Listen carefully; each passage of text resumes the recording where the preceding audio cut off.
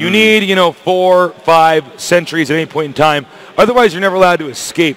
With sentries, you're basically able to pick your battles. Exactly, and you form the battle to how you want it to go. You have to make it sure that some of their units can't attack you. Sometimes you trap some units that are trying to run away. They're very versatile, but without them, it becomes almost impossible to stop the Zerg army. Yeah, well, it's too bad. I mean, Tyler's not out of this yet, and hopefully he'll be able to pull through here with some kind of one. We're waiting for our players to create the game. Yep. Right now, Tyler probably just reflecting on that game we just saw. And, looks like obviously knows what he did wrong back there. And, it's tough right now for the team. Liquid is both these guys are from that site, which means one, gets to move a little bit further in the tournament, the other doesn't. Yeah. So it's going to be tough. Well, Tyler is going to have to try very hard, Tasteless. Ret is such a fearsome opponent, but the map is going to be Zelnaga Caverns. Obviously, this is going to be Tyler's choice, and if Tyler feels like this is his best map for Protoss vs. Zerg, I think that might be enough to take out Ret. Yeah, we'll see. I mean, Tyler's very clutch. Are both of our players ready? Let's go ahead and check here, just get confirmation so we don't catch him off guard. Are you guys ready for game number 2 here with Ret against Tyler?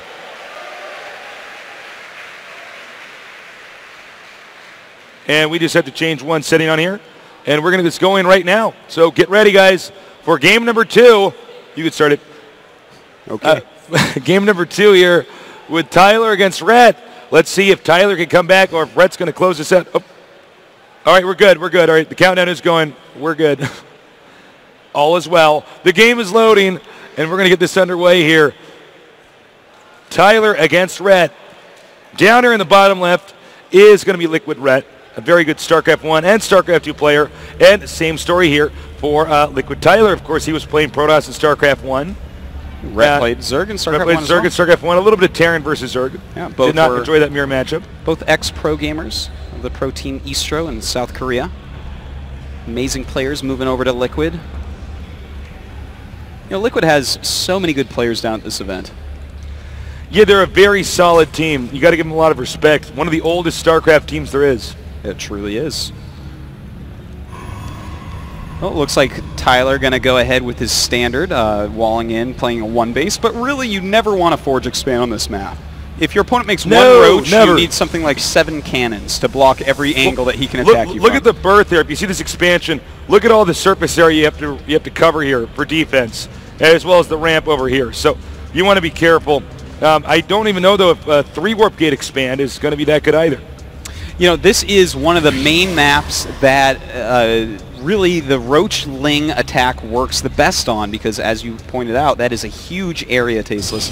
And we have seen so many of the top world Zergs do that. I would not be surprised in the slightest if Ret does something like that. But I do have to point out that I recently did see a match between Idra and Tyler where Tyler actually held off the attack quite well with 3 warp gate expansion.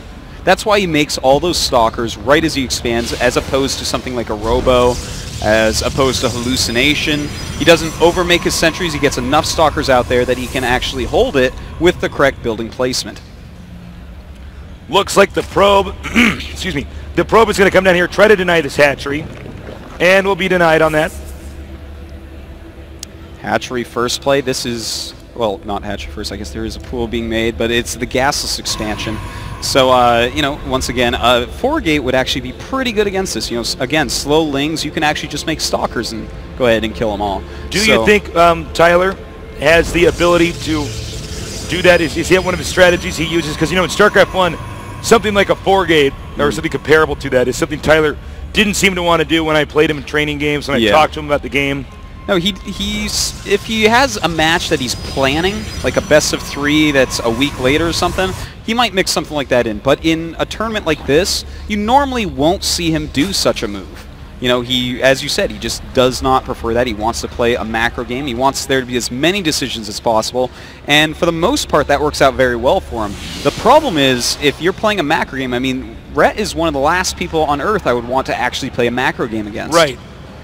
Whenever you hear about Ret losing a tournament, normally it's like, oh, who cheesed him out, Exactly. Who got him before he started his production.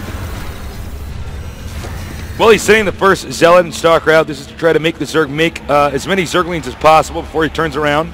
And we do see a Zergling sneaking in, that sneaky snake of a Zergling, because, of course, Tyler is pressuring right now. And it sees basically everything that's going on. It looks like a 3-gate expansion at the moment. Meanwhile, this is almost like an old Brood War push here. Yeah. He's actually going to come in here and try to take out some drones. Very nice. Wow, already killing 2 drones. That's actually a really big deal. And between the Zealot and Stalker, he's going to be able to kill a lot here. But nice surround by Going for Ret. the drones here. And when there's just a Stalker left, it's not nearly as scary. Tyler looks like he wants to maybe go for a drone, yeah. This whole... Oh, nice. Very smooth. Makes an extractor. Remember that Stalker's a pretty quick unit, but these Zerglings on the creep will be able to kill it before he gets any more drones. Yep, that was actually a really nice push and a really nice defense. These two really showing their top skills there, Tasteless. Looks like he's temporarily supply blocked here. And, yep, he is going to go for a 3 Warp Gate expansion. He's pooled up his money. He's making mostly sentries. His Warp Gate is almost done, and he can just go ahead and expand from here. Now, that little push he did, Tasteless, actually did a lot more damage than I think people realize out there. Killing a few drones and forcing a bunch of lings, that is exactly what Ret does not want to do. So whenever you make your opponent do something he doesn't want to, that is a small victory. It was a very smart move. We don't really see people do that, too. Yeah. Just bum rush the drones. Well, that's one thing you can do when your opponent doesn't get speed quickly. You can simply out-micro the Zerglings because they're slow, but when they're fast like this, a Zealot and a Stalker ain't no thing. Ain't no thing indeed, Artosis. And now we're going to see Ret continue to drone up here. He is getting a Roach Warren and an Evolution Chamber. Pretty standard play. Where does Ret go from here? Do you think... I know, obviously, these Zerglings can't really do much other than maybe take the Xel'Naga Watchtowers, but do you think he's actually going to try to expand again here? You know, he very well may. I think he might just be removing that for now because there's nothing else to really do with his Zerglings. He could possibly do one of these timing attacks, but getting that Senga Gas, getting that +1 ranged right now, I feel like he's missing his window to do a Roach Zergling pressure.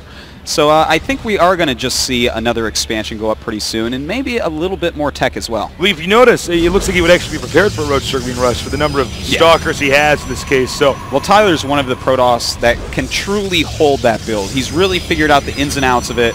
He knows what he has to do. He knows how many units he has to have. So it's a good choice by Ret to not go ahead and do that. Ret, a very good player here, continuing to... Oh, and take a look here before I say anything further. This is actually pretty significant. You know, the gold base is an interesting one to take because there is a very small choke. If we can take a look at that real quick, you see that there, and you're like, well, that's not that small. Well, with the force fields. Yeah, Protoss goes up and takes that watchtower right above there that's close to their side. They see what's down there, and then with force fields, they kind of create a situation where that hatchery's life may be forfeit. Well, we'll see exactly what he has planned. He may want to make a lot of spine crawlers if he plans on defending that location. The problem, though, if you make a lot of spine crawlers in this location is, as you can see, he can just avoid them, attack here.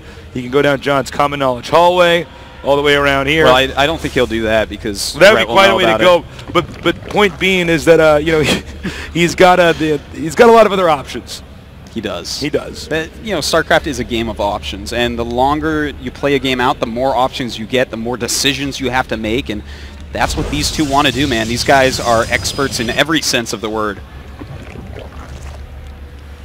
Fairly soon here, the hatchery will finish. Right now, drones doing a little bit of marathon running here, long-distance mining. The hatchery's done. Did you notice, Tasteless, that drones walk and run at the same speed? Yeah, they do. What's the deal with that? I don't know. Same thing to them. Do drones actually hover? Do you know? They did in StarCraft 1. Are they? Do they have little legs under there? I don't know. I don't know. I don't think so.